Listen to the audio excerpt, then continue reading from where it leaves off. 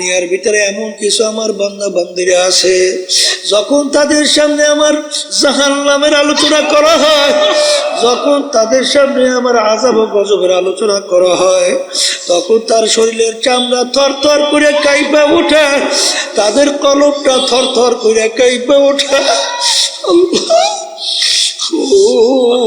আল্লাহ, তখন তাদের গুনার কথা মনে পড়ে যায়। মালিক, তুমি যদি এই গুনাহ আমার মাফ না করো, আরে আমার মালিক, আরে বাজান, এক ওয়াক্ত নামাজ পড়বে বলতে বলতে যখন অন্য ওয়াক্ত এসে যায়, কেউ যদি ইচ্ছা কইরা এক ওয়াক্তের নামাজ অন্য ওয়াক্তে নিয়ে কাজা কইরা পড়ে, এরকম কেউ যদি কাজটা ইচ্ছা কইরা করে, কোরআন এবং হাদিস অনুযায়ী দুনিয়া এবং আখিরাতের সময় হিসাব করার পরে দেখা গেল 2,88,00,000 বছর জাহান্নামের আগুনে জ্বলা লাগবে। আল্লাহ, আপনি আমাকে আমাদের সবাইকে মাফ করে দিয়ে। যখন নাকি ওই বান্দা বান্দি আল্লাহর জিকির করে, তখন আল্লাহ স্মরণ আসে, তখন আমার কি উপায় হবে? আসলে আপনার আমার চিন্তা তো নাই, চেষ্টাও নেই, চোখেও পানি নেই। দেখেন আল্লাহর ইতিহাস পড়ে, ইমামুল আযম আবু হানিফা রাহমাতুল্লাহি আলাইহি যখন তাহাজ্জুদে নামাজ পড়তেছেন, হঠাৎ আয়াত শরীফ তেলাওয়াত করতে করতে তার সামনে আয়াত শরীফ আসলো। এই কি? আল্লাহু আকবার। ওয়ামতাজুল ইয়াউমা আইয়ুহাল মুজরিমুন, কিয়ামতের ময়দান আমার মালিক যখন ঘোষণা করবে, হে নাফরমানের দলেরা, হে কাফেরের দলেরা, হে নাস্তিকের দলেরা, হে ফিরাউনের দলেরা, হে সাদ্দাদের দলেরা, নমরুদের দলেরা, আজকে তোরা আমার বান্দা বান্দীদের থেকে পৃথক হইয়া যা। আল্লাহ রাব্বুল আলামিনের দুইটা সিফাত আমরা বলি না, আর রহমান আর রহিম, কথা কয় না? রহমান রহিম বলি না, অর্থ তো বলি সবই দয়ালু। অর্থ কি করি? দয়ালু বলি না। দুইটা দয়ালু আনলেন কেন? রহমান রহিম, যিনি রহমান তিনি রহিম, কথা ঠিক না? ঠিক আনলেন কেন? আল্লাহ রাব্বুল আলামিন রহমান আম শব্দ, অর্থাৎ দুনিয়ার ব্যাপারে আল্লাহ রাব্বুল আলামিন কাফেরদের ব্যাপারেও রহমান, নাস্তিকদের ব্যাপারেও রহমান, জালেমদের ব্যাপারেও রহমান, খুনিদের ব্যাপারেও রহমান। কারণ আল্লাহ রাসূল সাল্লাল্লাহু আলাইহি ওয়াসাল্লামের উপরে যখন কাফের আঘাত করছে, আল্লাহ সহ্য করতে পারে? আসতে কয় পারে? তারপর আল্লাহ কিছু বলছে? কিছু? এই যখন বৃষ্টি পড়ে, কাফের বাড়ির দরজায় বৃষ্টির যে পানির স্বাদ আর মোমেনের বাড়ির দরজার পানির স্বাদ ভিন্ন না? হ্যাঁ, ডিপ টিউবওয়েল বাসায় কাফের বাড়ির দরজায় ডিপ টিউবওয়েলের পানি আর মোমেনের বাড়ির দরজার ডিপ টিউবওয়েলের পানি একটা ভিন্ন? সবার জন্য কি রহমা? সবার জন্য কি? কিয়ামতের ময়দান আমার মালিক বলবেন, হে নাফরমানের দলেরা, আজকে আমার বান্দা বান্দীদের সঙ্গে একত্রে আর থাকতে পারবি না, আজকে তোরা পৃথক হইয়া যা, আজকে পৃথক হইয়া যা। এই আয়াত যখন আসলেন, ইমামুল আযম আবু হানিফা রাহমাতুল্লাহ আলাইহি তার ভিতরে এমন ভয় এসে গেল, হে আমার দয়ার মালিক, তুমি যেদিন ঘোষণা করবা নাফরমানের দলেরা আমার বান্দা বান্দি থেকে তোরা পৃথক হ, তার ভিতরে এমন ভয় এসে গেল, সেদিন ঘোষণায় যদি আমি আবু হানিফা যদি নাফরমানের কাতারে পইরা যাই, তখন আমার কি উপায় হবে? এমন দুই চোখ দিয়ে বাইয়া বাইয়া পানি পড়ে, শরীর থর থর করিয়া কম্পন শুরু হয়ে গেল, বারবার ঘুরাইয়া ঘুরাইয়া শরীফ তেলাওয়াত করে, রুকু সিজদা করার খেয়াল নাই। এই ইমামুল আযম আবু হানিফা রাহমাতুল্লাহ আলাইহি, যার ইতিহাস পড়লে দেখবেন 40 বছর পর্যন্ত এশার ওযু দিয়া ফজরের নামাজ আদায় করছে। আল্লাহু আকবার। এই দুনিয়া থাকা অবস্থায় আল্লাহর সঙ্গে 99 বারের মতো স্বপ্ন যোগে সাক্ষাৎ হয়েছে। কি বলছে? যার উপাধি ছিল জমানার আবু হানিফা, জমানার আবু হানিফা যার উপাধি ছিল, সেও ভয়তে কান্দে আর বলে, মালিক আমি যদি নাফরমানে কাতারে পড়ি আমার কি অবস্থা হবে? কি বুঝলে? তাহলে এই স্মরণ আসতে হইলে, এই অনুভূতি আসতে হইলে আল্লাহর জিকির বেশি করা লাগে না? আসতে কয়, জোরে বলে লাগবে কি লাগবে না? এই যে আমার বাজানদেরকে বলবো, এই যে শোনেন তরিকা, পীর মুরিদি, এই যে চরমনাই তরিকার নাম কি? চিশতিয়া সাবিরিয়া তরিকা। এই তরিকার কাজটা কি? এই তরিকার 5টা ঔষধ তরিকার পুরুষদের জন্য আল্লাহর কুতুবেরা দিয়ে দেখছে না? কথা কয় না? আর মহিলাদের জন্য 2 ঔষধ দিছে না? কেন দেশে? নেকের পাল্লা ভারী করার জন্যে। আসতে কয়, কির পাল্লা ভারী আর গুনার পাল্লা হালকা করার জন্য। একটু পরীক্ষা করে দেখেন, যারা আল্লাহর কুতুবদের এই পরামর্শ মানছে, দিনের দিন তাদের নেকের পাল্লা বাড়াবার চিন্তা তাদের ভিতরে আসে। এই কথা কথা আমি ভুল বলছি? আর দেখবেন যারা নাকি সহি তরিকার সঙ্গে জড়াইয়া থাকে না, এই আল্লাহর ওলিদের মুরব্বীদের কথা শোনে না, দেখবেন গুনার থেকে ফেরতেও কি পারে, চোখেও পানি দেখা যায় না। চোখেও পানি দেখা যায় না। গুনার থেকে ফিরিয়া নেক কাজ বাড়াবার প্রক্রিয়া আগ্রহ দেখা যায় না। এই জন্য আমার ভাইদেরকে বলবো, নেকের পাল্লা কি করা লাগবে? বলেন, ভারী করা লাগবে। কি করা লাগবে? গুনার পাল্লা হালকা হওয়া লাগবে। কথা ঠিক না? ঠিক। এখন নেকের পাল্লা ভারী করতে হইলে এই কি কি কাজ করা লাগবে? বলে আল্লাহর হুকুম নবীর তরিকা অনুযায়ী চলা লাগবে। আসতে কয়, আল্লাহর হুকুম ফরজ মানা লাগবে, আল্লাহর হুকুম ওয়াজিব কি করা লাগবে? মানা লাগবে। সুন্নাতে মুআক্কাদা কি করা লাগবে? মানা লাগবে। এই হারাম থেকে বাঁচা লাগবে। বলেন, হারাম থেকে বাঁচা লাগবে, মাকরুহ তাহরিমা থেকে বাঁচা লাগবে। এমনকি আল্লাহর ওলিরা মাকরুহ তানজির থেকেও বাঁচে থাকবে। কথা ঠিক কিনা? এখন আপনি নেকের কাজ বাড়াইবেন, ফরজ ওয়াজিব সুন্নাত আমল করবেন, এই হারাম তারপর কি মাকরুহ তাহরিমা এর থেকে আপনি বাঁচবেন। এই বাঁচতে হইলেই এই নফস এবং শয়তানকে আগে দমন করতে হবে। কথা হয় না? কারা দমন করা লাগবে? নফস শয়তান, মানুষ শয়তান থেকে বাঁচা লাগবে। এই মানুষ শয়তান কারা?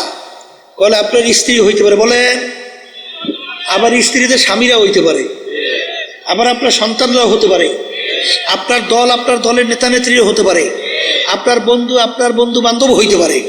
বলে হুজুর কেমনে? এক কথায় বুঝবেন, যে আপনাকে গুনার ব্যাপারে উদ্বুদ্ধ করে, সে যে হোক, সে হলো মানুষ শয়তান। আবার বলে, সে যে হোক, এক পদের স্ত্রীরা ঘরে আসে না, টেলিভিশন ঘরে না আনলে তোমার ঘরে থাকবই না। এইটা যদিও স্ত্রীরা মানুষ শয়তান। আসতে কয়। আবার এক শ্রেণী বেটা মেয়ে রয়েছে, স্ত্রী বলে কিসের নামাজ পড়ে, কিসের পর্দা পর্দা, হ্যাঁ বাদ দেখুন এ লাগে না। বুঝবেন ওরা স্বামী হলো ওরা মানুষ শয়তান। কথা ঠিক? এই দলের নেতা নেত্রী দেখবেন মানব রচিত কুফুরি তন্ত্রমন্ত্র বাংলাদেশ চলে না? এই যে প্রচলিত গণতন্ত্র, এর প্রবক্তাকে আমেরিকার প্রাক্তন প্রেসিডেন্ট আব্রাহাম লিঙ্কন কি বলছিল? Government of the people, by the people, for the people. এক কথায় বুঝাতে চায় সমস্ত ক্ষমতার মালিক জনগণ। এই কথা কেউ যাই না শুই না যদি বিশ্বাস করে, বলেন তো ইমান থাকবে? হ্যাঁ, আমরা কি বলছি? বাইদা আল্লাহ, ফরদা আল্লাহ, অবদা আল্লাহ, সমস্ত ক্ষমতার মালিক একমাত্র আমার আল্লাহ। কি কথা বলে না? এখন দেখবেন দলের নেতা নেত্রী, এই যেই দল অনেকে আমার বাজানরা, পর্দালে মা বোনরা এই জড়াইয়া রইছে, তারা তো বলে এই প্রচলিত সমস্ত ক্ষমতার মালিক জনগণ, এইটা বাস্তবায়নের জন্য চেষ্টা করি, এইটা তুমি সহযোগিতা করো। তখন বুঝবেন তোমাকে যদি এই হুকুম করে, ও যে হোক ও মানুষ শয়তান। কথা কয় না? ও কি শয়তান? হ্যাঁ, ও মানুষ শয়তান। এক কথায় যে গুনার ব্যাপারে কি করে? উদ্বুদ্ধ করে। কি করে? সে যে হোক কি মানুষ শয়তান। কিন্তু আল্লাহর জিকিরে যায় না, নামাজে যায় না। এই তাসবিহ নিয়ে জিকির করলে দান সদকা করলে যায় না। মানুষ শয়তান থেকে বাঁচার জন্যে সবচেয়ে বড় উপায় হলো সাদিকিন বান্দাদের সঙ্গে হইয়া যাওয়া লাগবে। কাদের সঙ্গী? আবার বলেন, এই সাদিকিন বান্দাদের যখন সঙ্গী হবে তখন কি হবে? সোহবতে সালেহ তোরা সালেহ কুনাদ, সোহবতে তালেহ তোরা তালেহ কুনাদ, সোহবতে তালেহ তোরা তালেহ কুনাদ, সোহবতে সালেহ তোরা সালেহ কুনাদ, সোহবতে তালেহ তোরা তালেহ কুনাদ। এক জামানা সোহবতে বা আউলিয়া বেহতর সদ সাল তাআত বেরিয়া গেলে খুশবু এদার হাম্মামে রোজে রসিদাস্তে মাহবুবে বাদস্তা। বাজান, একটা মাটির চাকার থেকে গোলাপ ফুলের ঘেরান আসে। এ মাটির চাকা, তুমি কোনো মেশক আম্বার না কোনো গোলাপ ফুল না কোন সুগন্ধি তুমি পরিচয় দাও। গোলাপ ফুল মাটির চাকা উত্তর দেয়, আমি কোনো গোলাপ ফুল, কোনো মেশক আম্বার, কোনো অন্য কোনো ঘেরান কিছুই না, আমি নিছক একটা মাটির চাকাই। তোমার থেকে এত সুন্দর ঘেরান কেন আসে? আমার সঙ্গে একটা গোলাপ ফুল পুইটা লাইগা মিশা ছিল। ওই ফুলের ঘ্রাণ ঢুকতে ঢুকতে এখন আমি সাধারণ মাটির চাকা নাই, আমি একটা গোলাপ ফুলে পরিণত হয়ে গেছি। এ আল্লাহর বান্দারা, তোমরা সাদিকিন বান্দাদের সঙ্গী হও। তাইলে বোঝা গেল বাজান, সাদিকিন বান্দাদের সঙ্গী হইলে আল্লাহর ফজল ও করমে মানুষ শয়তানের ধোকার থেকে বাঁচা যাবে। কথা কয় না? কি দরকার আছে না নাই? এ কবরের যাত্রীরা, হে পর্দার আড়ালের মা বোনেরা, বাজান তোমাদের সঙ্গে আমাদের কোনো ঝগড়া নাই, কোনো মারামারি কাটাকাটি কিচ্ছুই নাই। বাজান, তোমার কবরে তুমি যাবা, আমার কবরে আমি যাব। তোমার কবরের প্রশ্নের উত্তর তুমি দিবা, আমার কবরের প্রশ্নের উত্তর আমি দেব। কারণ বাজান, আল্লাহর রাসূল সাল্লাল্লাহু আলাইহি ওয়াসাল্লাম দুনিয়ায় থাকা অবস্থায় তার কলিজার টুকরা সন্তান ফাতেমা রাদিয়াল্লাহু তাআলা আনহা তাকে ইঙ্গিত করে বলছিলেন, ইয়া ফাতেমা তু আনকিজি নাফসাকি মিনান নার। হে ফাতেমা রে, দুনিয়ায় থাকা অবস্থায় নিজে আমল করো, জাহান্নামের আগুন থেকে বাঁচো। ও ফাতেমা, এরপরে অন্ধকার কবরে যাইয়া শো। ফাতেমা যদি কবরে এই পরিচয় দাও, আমি আখিরি জামানার নবীর মেয়ে। আল্লাহ রাসূল সাল্লাল্লাহু আলাইহি ওয়াসাল্লাম বলেন, ফাতেমা রে, এই পরিচয় কবরে কোনো কাজ হবে না। এ কবরের যাত্রীরা, আল্লাহ রাসূল সাল্লাল্লাহু আলাইহি ওয়াসাল্লাম যদি তার মেয়ের ব্যাপারে কবরে কোনো নাজাতের গ্যারান্টি দিতে না পারে, এমন কোন পীর, এমন কোন দল, এমন কোন দলের নেতা নেত্রী কে আছে তোমাকে আমাকে কবরে নাজাত করে জান্নাতের ব্যবস্থা করতে পারবে? জোরে মুখ খুলে বলো, পারবে? যদি নাই পারে, আর দুনিয়া মাজরাতুল আখিরাহ, দুনিয়াটা হলো আখিরাতের সম্বল সম্পদ কামাই করার জায়গা। হে বড়লোক আমার বাবারা, হে ধনী আমার বাবারা, হে শিক্ষিত আমার বাবারা, সম্মানিত আমার বাবারা, হে বড় বড় অফিসার আমার বাবারা, আমার দাদাজানের কথা শুনছিলাম। আব্বাজান বলতেন, দাদাজান একজন এক কালেক্টরকে লক্ষ্য কইরা বলেন, ডিসি কে লক্ষ্য কইরা বলেন, হে কালেক্টর, হে ডিসি, তোমাদেরকে বন্দুক নিয়ে পাহারাদাররা পাহারা দেয়। ও ডিসি, তোমার কাছে জানতে চাই, আরে আমার মালিকের যে ছোট্ট মাকলুক মশা, ওই বন্দুক মশায় ভয় পায় কিনা? কলে তোমরা কি মশারি টাঙ্গাও? কলে হুজুর টাঙ্গাই তো। কেন? কলে হুজুর মশায় কামড়ায়। তখন দাদাজান বলে, কালেক্টর, আজকে তোমার সাধারণ মশা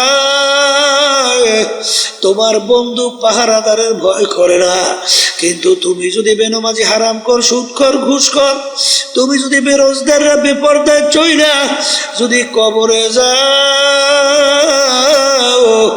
ওই কবরে 99 বিষাক্ত সাপ তোমাকে ভয় করবে, এরকম কি গ্যারান্টি আছে কালেক্টর? এই জন্য আমার বাজানদেরকে বলবো, পর্দা আলে মা বোনদেরকে বলবো, এই আল্লাহর বান্দারা, পর্দার আড়ালের মা বোনেরা, দুনিয়ার যে কোনো কাজের মধ্যে একবার নয়, যদি কেউ 5 বার উঠে যাও, আবার ওই কাজের ভিতরে চেষ্টা করলে জিতবার আশা করা যায়। কিন্তু কবরের যাত্রীরা, কেউ যদি দুনিয়া থেকে বিদায় নিয়ে কবরে যাও বাজান, আর কেউ দুনিয়ার ভিতরে আইসা জিতবার কিন্তু আর আশা নাই। তাকশাইরু মিনহু জুলুদুল্লাযীনা ইয়াখশাউনা রাব্বাহুম সুম্মা তালিনু জুলুদুহুম ওয়া কুলুবুহুম ইলা যিকরিল্লাহ।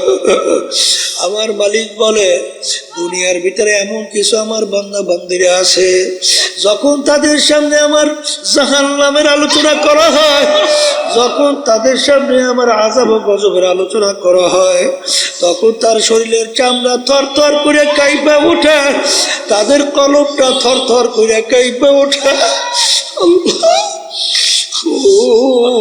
আল্লাহ, তখন তাদের গুনার কথা মনে পড়ে যায়।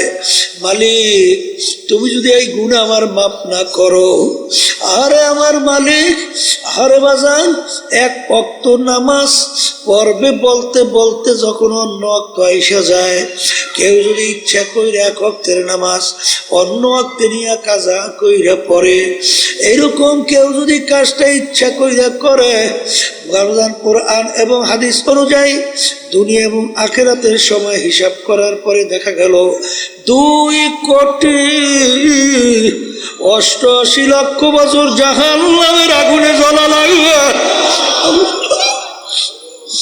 আল্লাহ, আপনি আমাকে আমাদের সবাইকে মাফ করে দিয়ে। মাঝে যারা ঈমান আনছে, যারা আল্লাহকে বিশ্বাস করে, যারা পরকালকে বিশ্বাস করে, জীবন থাকতে, হুঁশ থাকতে 1 ওয়াক্ত নামাজ ছাড়তে পারবে? জোরে বলো, পারবে? কিন্তু বাজান, ভালো করে মনকে বুঝাও বাজান, কিছুদিন পরেই রমজান মাসের রোজা আসতে আছে। কেউ যদি ইচ্ছা করে একটা রোজা ছাইরা দাও বাজার, কোরআন এবং হাদিস অনুযায়ী দুনিয়া বা আখিরাতের সময় হিসাব করার পরে দেখা গেল একটা রোজার অপরাধের কারণে 70,000 বছর জাহান্নামের আগুনের ভিতরে জ্বলতে হবে। আল্লাহ, আপনি আমাকে আমাদের সবাইকে মাফ কইরা দিয়ে।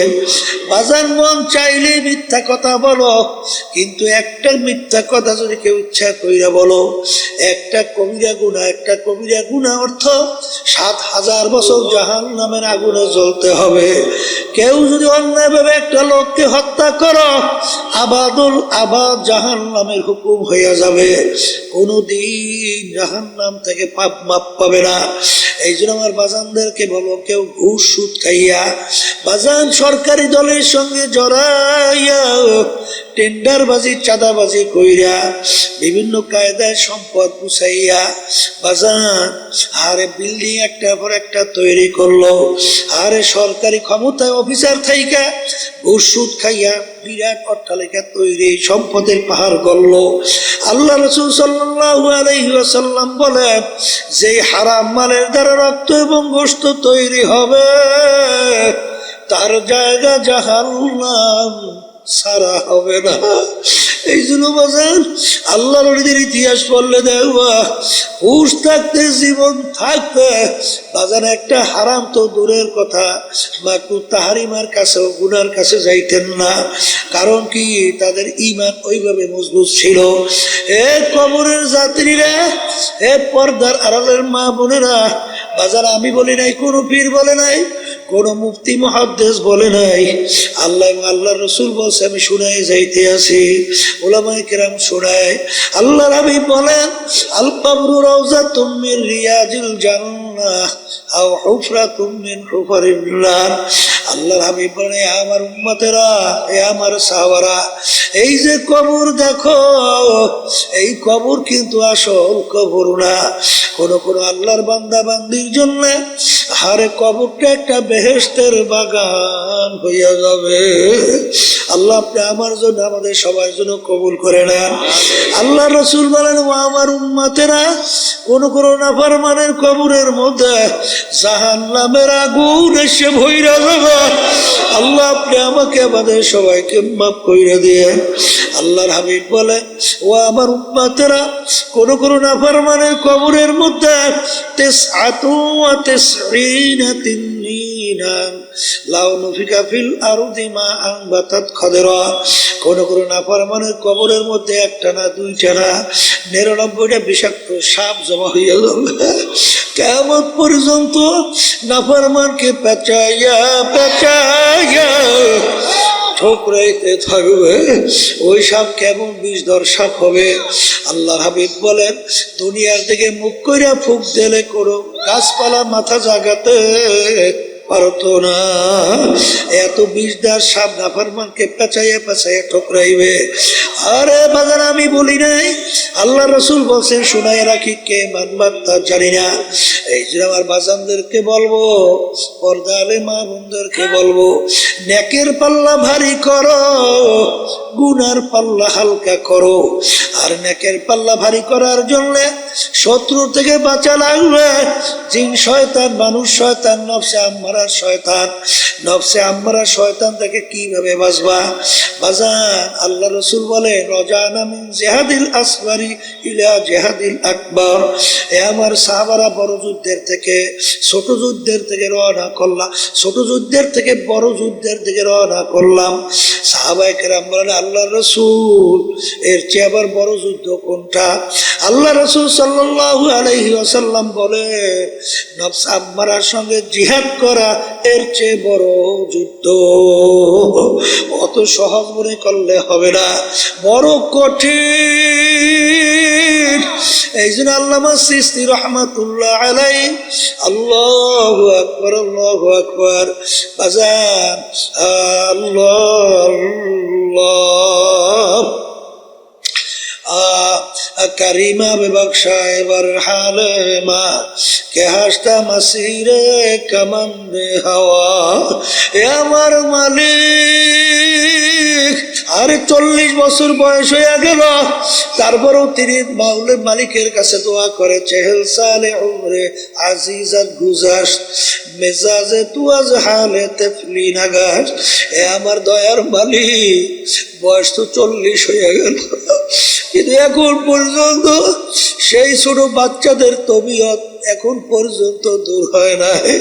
মালিক, তুমি দয়া মায়া করে তোমার কুদরতি কোলের মধ্যে যদি টান দিয়া জায়গা না দাও, মালিক আমার কোন উপায় থাকবে না। এই জন্য আমার ভাইদেরকে বলবো, পর্দারে মা বোনদেরকে বলবো, বাজার আজকে চক্ষু খোলা দুনিয়া, স্বাধীনতা পাইছেন বাজার। স্বাধীনতার মধ্যে যা মনে করে তা করবা, আমার মালিক কিন্তু কিছু বলবেন না। কারণ আমার মালিক বলছেন, আমহিল হুম রুয়াইদা, তোদেরকে আমি স্বাধীনতা দান করলাম কেন? লিয়াবলুয়াকুম আইয়ুকুম আহসানু আমালা, পরীক্ষা নেওয়ার জন্য। কে আমার হুকুম অনুযায়ী ভালো কাজ করো, আর কে আমার হুকুমের বিরুদ্ধাচরণ করো। এই পরীক্ষার জন্য তোদেরকে আমি স্বাধীনতা দান করলাম। এই স্বাধীনতার মধ্যে যে যেরকম ইচ্ছা সেরকম চলবা, আমার মালিক কিন্তু কিছুই বলবেন না। কিন্তু মনে রাখিস, কুল্লু নাফসিন যায়িকাতুল মাউত। আমার মালিক তোমার আমার প্রত্যেকের মুখের ভিতরে মৌতের বর্ষি লাগাইয়া আমার মালিক সাইরা দিয়া আমহিল হুম রুয়াইদা ঢিল দেয়। বড় মাছের মুখে যখন বর্ষিওয়ালা বর্ষি লাগায়, মাছ লাগার সঙ্গে সঙ্গে দৌড় দেয়। মনে হয় যেন মাছ ডাক দিয়ে বলে, বর্ষিওয়ালা আমি তোমার থেকে সুইটা চলে আসি। আর বর্ষিওয়ালা ডাক দিয়ে বলে, মাছ তুই যত দৌড়াও তোর মুখের ভিতরে আমি বর্ষি লাগাইয়া সাইরা দিছি। তামাম পুষ্করি পানির ভিতরে ঘুরতে ঘুরতে ঘুরতে ঘুরতে যখন হায়াতের যখন তুই দুর্বল হইয়া যাবি, যখন পানির উপরে পেটটা ভাসাইয়া দিবি, আস্তের উপরে তোকে আমি ধইরা নিয়ে আসবো, আর থাকতে পারবি না। ঠিক বাজার আজকে খোলা দুনিয়ায়, স্বাধীনতার দুনিয়ায়, আজকে টাকার গরমে, ক্ষমতার গরমে, শিক্ষার গরমে, আল্লাহু আকবার, সম্মানের গরমে, দলের নেতা নেত্রীর গরমে ধরাকে সরাগে যারা মনে করো না, আমার মালিক বলেন কুল্লু নাফসিন যায়িকাতুল মাউত, তোদের মুখের ভিতরে বর্শি লাগাই আমি ঢিল দিয়ে দিলাম। যেদিন হায়াতের বেড়া পার করবি, আমার আজরাইল যখন তোর বাড়ির দরজায় সিটি বাজাইয়া বলবে